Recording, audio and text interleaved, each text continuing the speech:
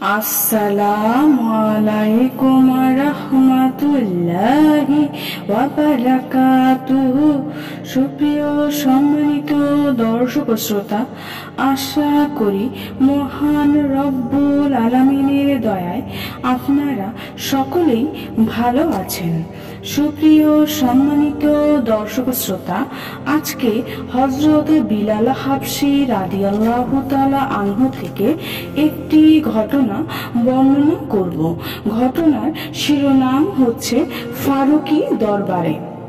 আশা করব ঘটনাটি শেষ পর্যন্ত শুনবেন। হযরত হাসান রাহমাতুল্লাহি আলাইহি বলেন, হযরত উমর রাদিয়াল্লাহু তাআলা আনহু এর নিকট কিছু লোক এলো, যাদের মধ্যে হযরত সুহাইল ইবনে আমর, হযরত আবু সুফিয়ান ইবনে হারব রাদিয়াল্লাহু তাআলা আনহু এবং কুরাইশদের অনেক বড় বড় নেতা ছিল।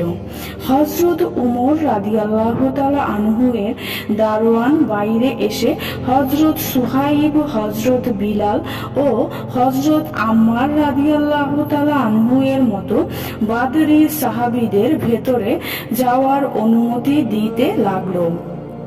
আল্লাহর শপথ, হযরত উমর রাদিয়াল্লাহু তাআলা আনহু নিজে বাদরী ছিলেন এবং বাদরী সাহাবীদের খুব মহব্বত করতেন। তাদের প্রতি বিশেষ খেয়াল রাখার জন্য নিজের সাথীদেরকে তাগিদ দিয়ে রেখেছিলেন।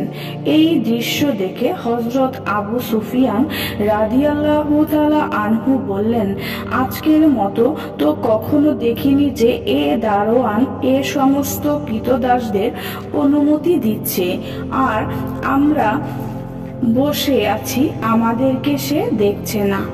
এই অবস্থা দেখতে পেয়ে হযরত সুহাইল ইবনে আমর রাদিয়াল্লাহু তাআলা আনহু, যিনি চৌকস ও বুদ্ধিমান ব্যক্তি ছিলেন, বললেন, হে লোক সকল, আমি তোমাদের চেহারায় বিরক্তির চিহ্ন দেখতে পাচ্ছি। অসন্তোষ হলে নিজেদের ওপর হও, কেননা তাদেরকে দাওয়াত দেওয়া হয়েছিল, তোমাদেরকেও দাওয়াত দেওয়া হয়েছিল।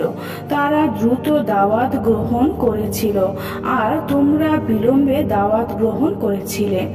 মনোযোগ দিয়ে শোনো, আল্লাহর শপথ, তোমরা আমিরুল মুমিনিনের এই দরজায় এসে অন্যের চেয়ে বেশি লোভ করছো। এ দরজা তোমাদের জন্য আজ খোলাও হয়নি। এ দরজায় প্রবেশ করতে না পারার চেয়ে বেশি কঠিন তো ইসলামের দাওয়াত গ্রহণ করা ও দ্বীনি মেহনতে শরীক হওয়ার ফজিলত থেকে বঞ্চিত হওয়া। সেই ফজিলতের দরুন তারা তোমাদের থেকে আগে বেড়ে গেছে। আর এ সমস্ত লোক যাদেরকে তোমরা দেখতে পাচ্ছ যে তোমাদের থেকে আগে বেড়ে গেছে, আল্লাহর শপথ, তোমাদের থেকে আগে বেড়ে তারা যে মর্যাদা লাভ করেছে, তোমরা তা কখনো কোনোভাবেই অর্জন করতে সক্ষম হবে না। কাজেই এখন তোমরা জিহাদের প্রতি মনোযোগ দাও এবং তাতেই লেগে থাকো। হতে পারে আল্লাহ পাক তোমাদেরকে জিহাদ এবং শাহাদাতের মর্যাদা দান করবেন। অতঃপর হযরত সুহাইল ইবনে আমর রাহমাতুল্লাহ আলাইহি কাপড় ছাড়তে দাঁড়ালেন এবং জিহাদের উদ্দেশ্য সিরিয়ায় চলে গেলেন। হযরত হাসান রাহমাতুল্লাহি আলাইহি বললেন, হযরত সুহাইল সত্য কথা বলেছেন। শপথ আল্লাহর, যে ব্যক্তি আল্লাহর দিকে চলতে জলদি করে, আল্লাহ পাক তাকে বিলম্বকারীদের মতো করেন না।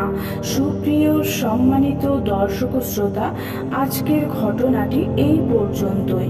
ঘটনাটি যদি ভালো লেগে থাকে অবশ্যই চ্যানেলটি সাবস্ক্রাইব করবেন, লাইক করবেন, কমেন্ট করবেন এবং বেশি বেশি শেয়ার করে দেবেন। সবাই ভালো থাকবেন। আল্লাহ হাফেজ।